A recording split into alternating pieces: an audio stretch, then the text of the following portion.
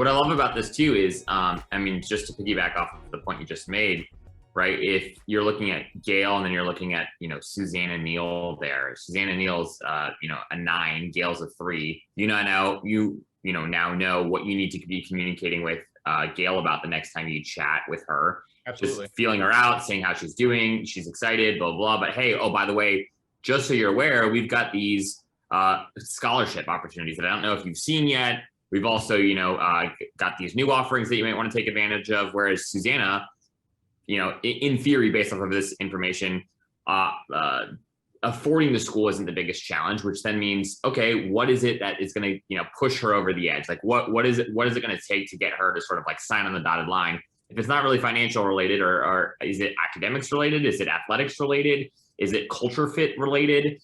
And being able to access these insights to inform you as a counselor before you go into that conversation is just remarkably helpful. And I think that that's exactly the thing that a lot of CRMs, as powerful as they are, that component, right, is missing. So anyways, go ahead. Yeah. What do you want to talk about with Dudley? Well, you actually were, going along to my next point here is that, when it comes to actionable data, we actually tell you over here. So right now they're in that accepted stage. And so the probability of moving to an active paid, which is a, full-time student, or that matriculation fee, we give you that data right here. But over here on the right, this is very powerful information.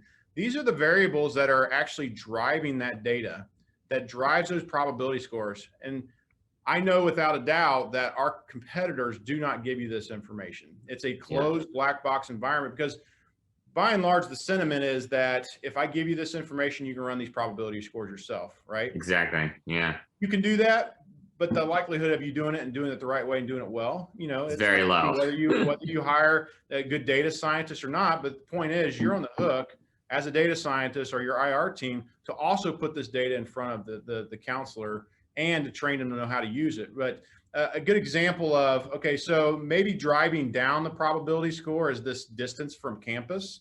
And so as a counselor, I could pick up the phone and say, we're really a family-oriented environment here. And you really talk about the things that, might touch them in a different way compared to someone that only lives 20 miles away, because they can go home to mom and dad anytime. Not that you want them doing that, but someone that lives 133 miles away, it might be August till Thanksgiving before they come home. And that's, it's a real thing when you start to get homesick.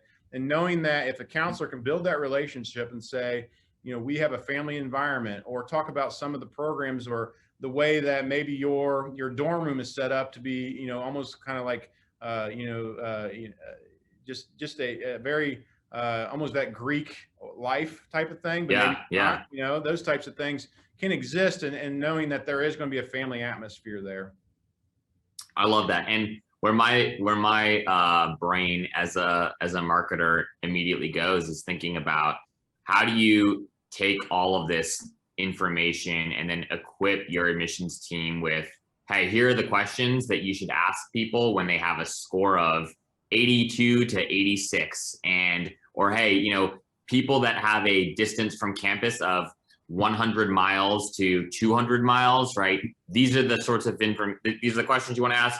Here are links to resources to help you, that, to send them in your email communications, et cetera. You can basically like take all of the data that you guys have aggregated, and that's step one. And then step two is figuring out what is the threshold of difference between information that folks need at each level, and then being able to empower your team with, resources, email templates, even, right? Like really, really good, well thought out questions, texting templates, whatever it might be, so that they can literally just kind of pick and choose. Oh, hey, Gerald's in the, 82, he's got a score of 82, but he's 200 miles from campus, and his, ability to afford school is looking like a 9. So if we can just tackle that friction point, he's going to be a great fit student. Here are 18 different texting templates that you could pick from to try to convince Gerald to come to that recruitment event that you're going to have in a couple weeks, or whatever it might be. So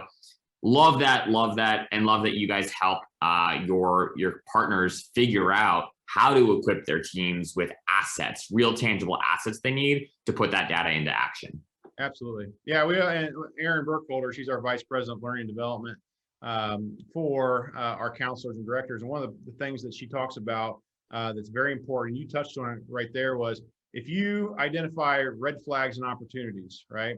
Your red flags, these are strategic sales techniques, right? If you identify red flags and you don't address those red flags, you're going to lose that sale.